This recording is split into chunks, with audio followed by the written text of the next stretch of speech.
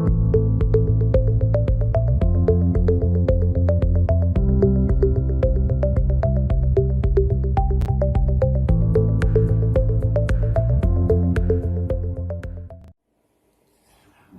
chers élèves, bonjour chers parents. Nous continuons toujours avec le projet 3 et la séquence 1. Alors aujourd'hui, nous allons découvrir une nouvelle activité qui est celle de la conjugaison. Cette activité, bien sûr, a pour titre le passé composé. Alors nous allons découvrir ensemble tout simplement l'objectif, de son objectif est, au terme de la séance, l'élève serait capable de conjuguer au passé composé les verbes qu'on lui proposera insérés, bien sûr, dans un récit. Nous travaillons pour le récit, bien sûr. Alors, nous enchaînons avec, au cours du projet 1 et 2, vous avez bien sûr l'occasion de découvrir 4 temps de conjugaison. Alors, justement, quels sont ces temps de conjugaison? Nous avons le présent de l'indicatif, nous avons le futur simple de l'indicatif, nous avons l'imparfait de l'indicatif et le passé simple de l'indicatif. Maintenant, on va dire, qu'est-ce qui caractérise les 2 premiers temps, les 2 derniers temps, puisqu'on les a mis, c'est-à-dire l'imparfait et le passé simple. Si on revient sur tout simplement l'imparfait, nous savons que l'imparfait exprime des actions qui durent tout simplement dans le temps. Par contre, le passé simple exprime des actions courtes et brèves, donc tout simplement. Alors, justement, ces 2 temps, ou ces temps, nous allons les représenter sur l'axe des temps. Alors, nous avons la partie passée, nous allons mettre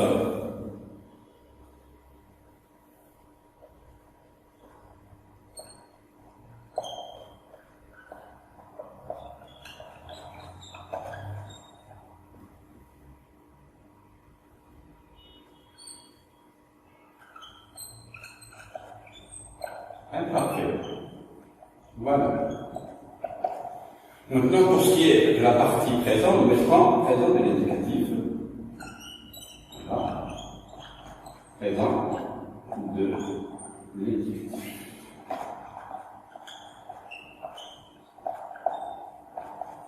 Et pour ce qui est de la dernière partie, c'est le futur qu'on mettra tout simplement futur de l'indicatif.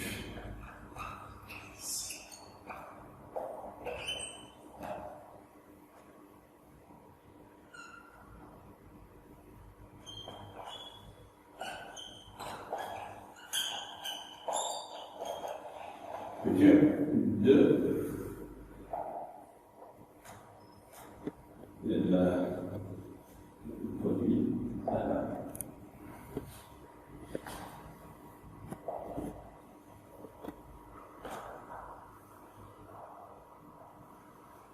Alors, je vais... C'est bon.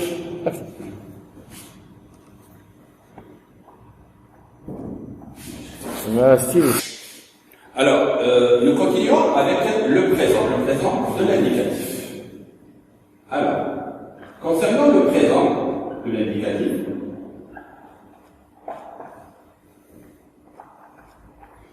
le présent de l'indicatif, vous le savez, et je le rappelle, il exprime une action qui se passe au moment où l'on parle, bien sûr. Maintenant, le futur simple de l'indicatif. Le futur simple de l'indicatif, lui, exprime une action à venir. Donc, vous avez ici le futur simple de l'indicatif.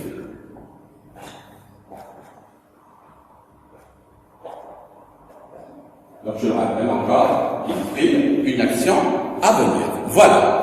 Donc, nous allons tout simplement enchaîner avec le reste, tout simplement, de la leçon.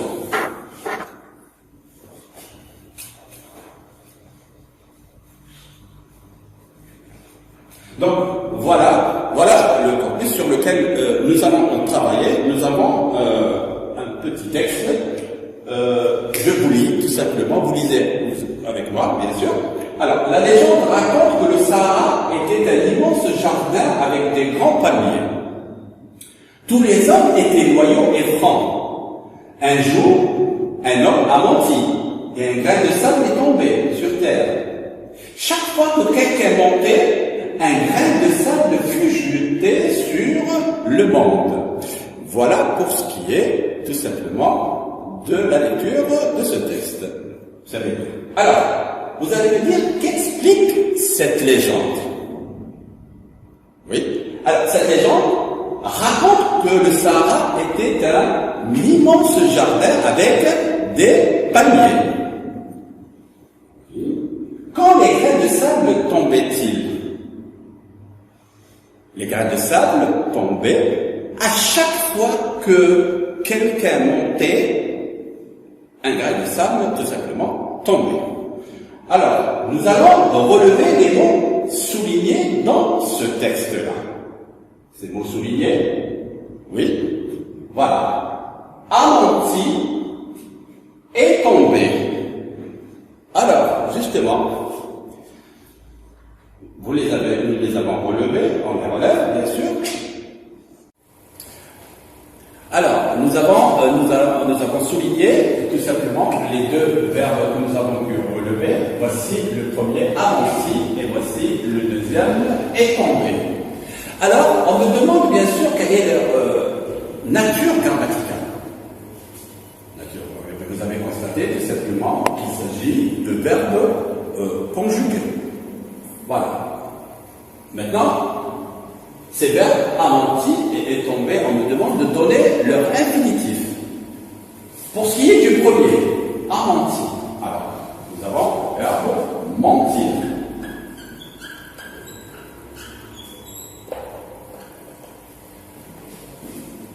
Et tomber, vous avez le verbe tomber. L'infinitif, vous avez tomber. Alors vous avez le ER ici et le IR là, pour ce qui est de ces deux verbes. Maintenant, à quel groupe appartiennent ces deux verbes? Si on regarde le premier, mentir, et qui a pour un infinitif mentir, je dirais tout simplement que c'est un verbe du troisième groupe. Attention. Là, il fait partie des verbes du troisième groupe.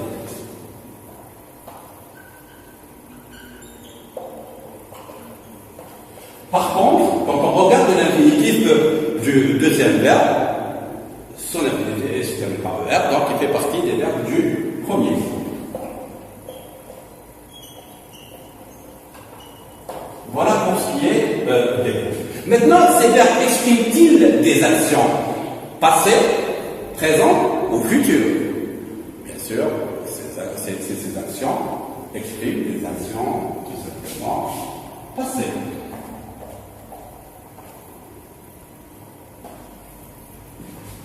Ces verbes sont-ils à l'imparfait au passé simple? Bien sûr, c'est faux. Ces verbes, bien sûr, comme vous avez pu le constater, par rapport à l'imparfait au et au passé simple, nous avons ces verbes, ils sont composés, a menti et tombé, alors que nous avons, pour ce qui est de l'imparfait et du simple, et du passé simple, ce sont des verbes simples. Alors, tant qu'on verbe composé, verbe simple, donc ces verbes sont conjugués au passé composé. Nous avons les deux verbes, les voici, a menti et est tombé. Alors, chacun de ces deux verbes est composé de deux parties. Donc, c'est pour ça qu'on parle tout simplement du passé composé. Composé, ça veut dire formé de deux éléments. Alors, nous allons découvrir ensemble ces deux éléments. Alors, pour le premier verbe, a menti, vous avez ici l'auxiliaire. On dit auxiliaire parce qu'il est employé de la participe. Alors, vous avez ici l'auxiliaire. Et cet auxiliaire, c'est l'auxiliaire, tout simplement, avoir. Donc, ça, c'est la première partie. La deuxième partie, c'est le participe passé. C'est une forme aussi verbale, bien sûr. Alors, vous avez un participe passé. La même chose pour ce qui est du deuxième verbe.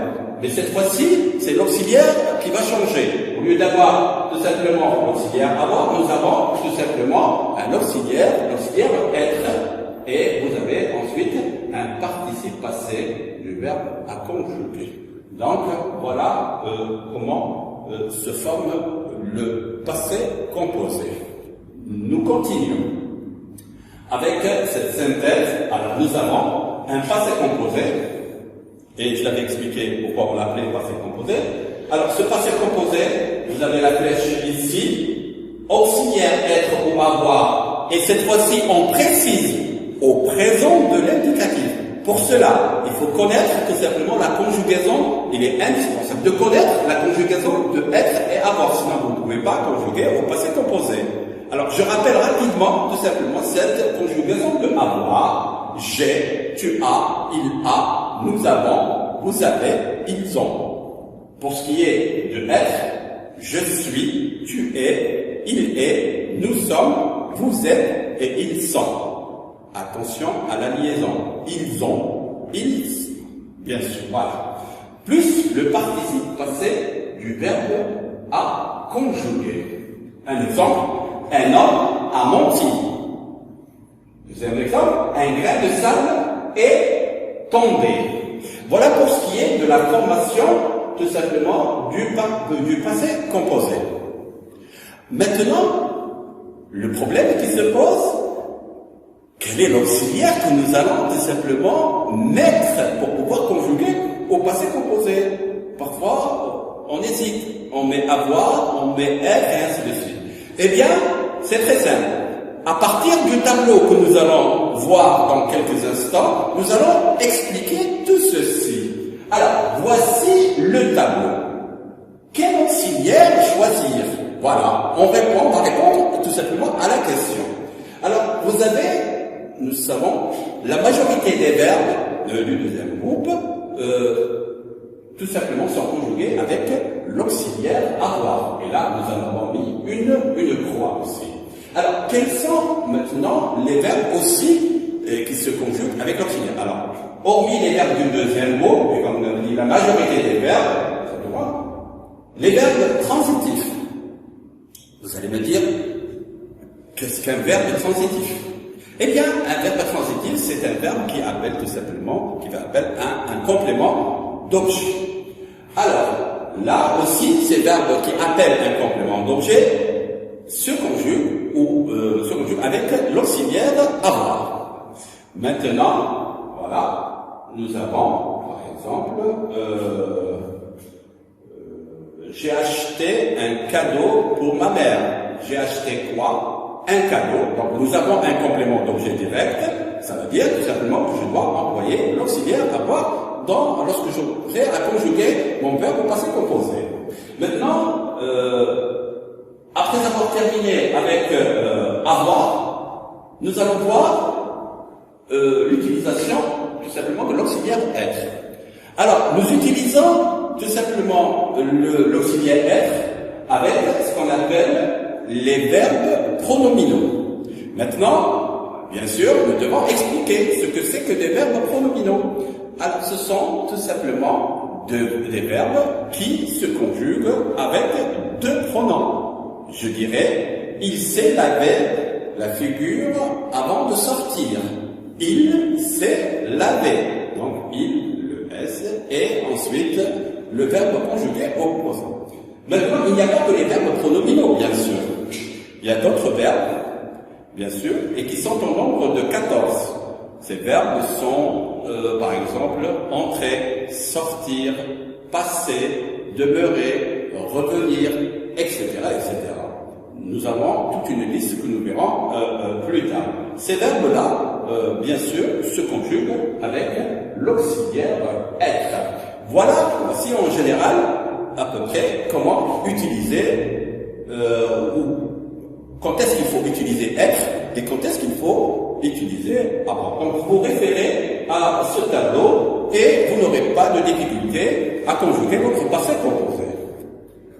Nous continuons cette fois-ci avec les applications. Alors nous allons réinvestir tout ce que nous avons appris jusqu'à maintenant dans ces applications, bien sûr. Alors, pour ce qui est de l'application, première consigne, on vous demande de compléter par l'auxiliaire convenable. On parle de l'auxiliaire, c'est-à-dire de la première partie qui forme le verbe conjugué au passé composé. Alors, nous allons commencer. Elle racontait une légende. Yenneyer punit la bergère. Il vengeait grâce à Fourard. Les Narkija montaient au sommet de la montagne. Donc je vous donne quelques instants pour pouvoir trouver les auxiliaires qui conviennent. Alors, nous allons commencer par le premier. Elle racontait une légende. Alors, l'auxiliaire que nous allons mettre dans la première phrase est tout simplement l'auxiliaire avoir. Elle a. Vous allez me dire pourquoi, monsieur, on a mis l'auxiliaire avoir. Eh bien, comme je l'avais expliqué tout à l'heure, lorsqu'on a vu tout simplement le tableau, c'est elle a raconté quoi? Donc nous avons ici un COD. Un COD. Donc nous avons un COD. C'est pour cela que nous avons mis tout simplement l'auxiliaire avoir. Nous passons à la deuxième phrase. Yenneyer punit la bergère. Là aussi, nous mettrons, oui, Yenneyer a puni la bergère. La même chose, Yenneyer a puni la bergère. Nous avons donc un complément d'objet direct. Et quand nous avons un complément d'objet direct, ça veut dire que nous avons affaire à un verbe transitif, c'est-à-dire que l'auxiliaire avoir s'impose. Et c'est ce que nous avons mis ici. Maintenant, troisième phrase. Et là, ça va changer un petit peu. Il vengeait grâce à Fourard. Oui, alors regardez, quelle remarque faites-vous cette phrase-là? Ah, nous avons quoi? Deux pronoms. Oui, nous avons le premier et le deuxième. Ça veut dire quoi? Ça veut dire tout simplement que nous avons affaire à un verbe pronominal. Et je rappelle encore, et on revient un petit peu au tableau que nous avons effectué tout à l'heure, ça veut dire tout simplement que lorsque nous avons affaire à un verbe pronominal, l'auxiliaire être s'impose. Et là, donc, on mettra il, c'est, et on mettra à la troisième personne du singulier de elle, c'est est. EST, bien sûr. Il s'est vengé grâce à Fourard. Voilà. Maintenant, nous avons la quatrième phrase, et là aussi, la Narkija montait au sommet de la montagne. Et là, nous regardons, nous observons bien notre phrase, et je chercherai dans ma phrase s'il y a un complément d'objet direct pour déterminer si le verbe est transitif. Alors je vais essayer. La Narkija montait au sommet. La Narkija montait. Non, nous avons un complément, tout simplement, circonstanciel de lieu, au lieu d'avoir un complément d'objet direct. Nous avons un complément circonstanciel de lieu. Donc nous n'avons pas un COD comme dans les précédentes phrases. Ça veut dire que nous n'avons pas affaire à un verbe transitif. Et là, l'auxiliaire être s'impose. Je dirais, la Narkija est montée. Alors, là, regardez une petite remarque sur laquelle nous allons revenir lors de notre prochaine leçon d'orthographe. Là, vous avez constaté la Narkija, c'est-à-dire si on pouvait la remplacer par un pronom, nous dirons elle est montée. Regardez, là, nous avons rajouté le E du féminin, le E du féminin qui revient tout simplement à elle. Par contre, tout simplement, il s'est vengé. Regardez là, nous avons un participe passé qui est employé avec l'auxiliaire être. Et nous avons notre sujet qui est masculin singulier. Donc, regardez, sur notre participe passé qui est là, il n'y a rien, il n'y a pas d'accord, bien sûr.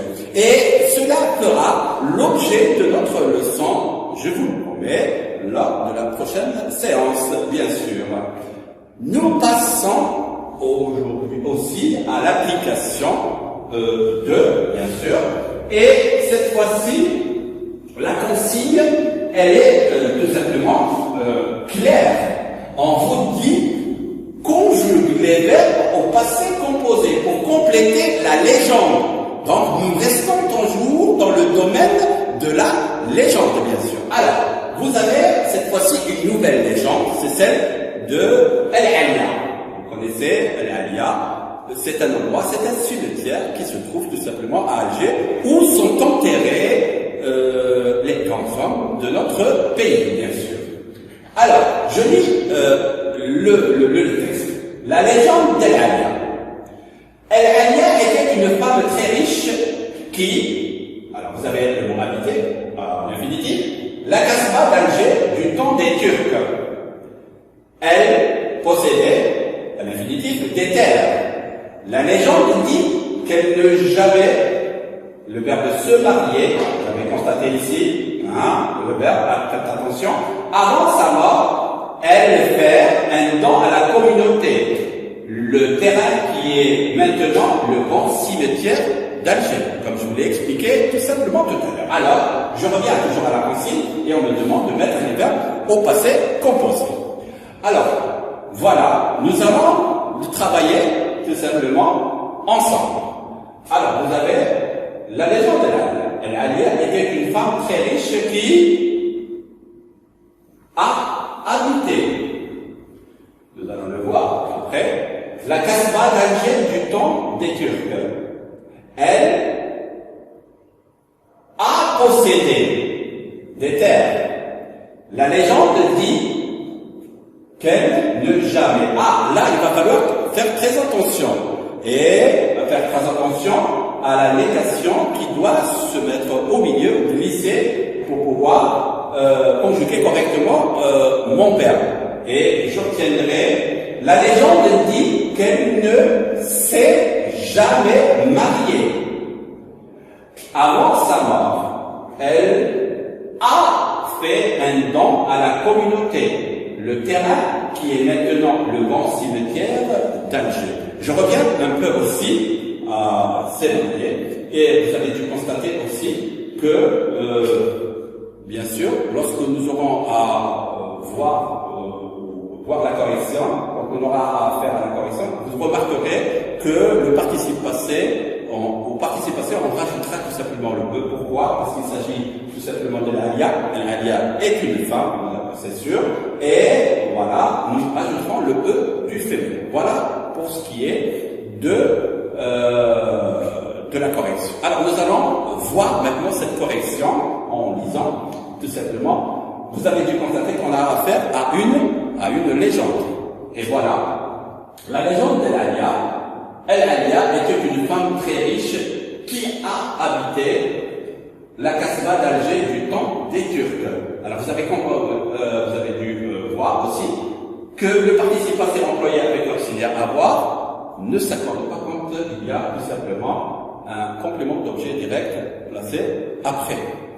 Alors, elle a possédé des terres. Elle a possédé quoi? Bon, des terres possédant le complément d'objet direct. Notre participe est employé avec l'auxiliaire, donc il n'y a pas d'accord. Ensuite, la légende dit qu'elle ne s'est jamais mariée. Tout à l'heure, j'en ai fait allusion. Ici, nous avons à faire un participe passé qui est employé avec l'auxiliaire être. Donc, on parle de la légende, on parle de Al-Alia, pardon, ça veut dire tout simplement que nous avons mis ici le E du féminin. Ça, ce sont des précisions, on y reviendra. Je vous ai dit, je vous ai promis pour la prochaine fois. Avant sa mort, elle a fait un don à la communauté, le terrain qui est maintenant le grand cimetière d'Alger. Voilà, j'espère que ça a été tout simplement clair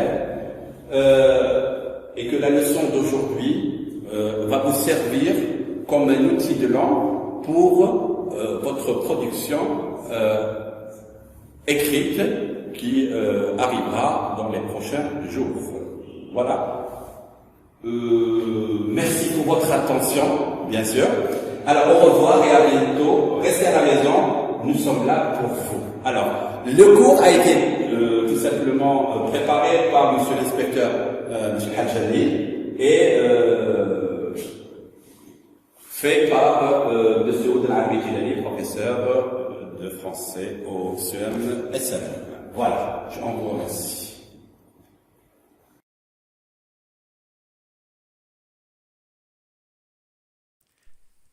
شكرا على المشاهدة. لا تنسوا الاشتراك في القناة، الضغط على الجرس، الإعجاب بالفيديو.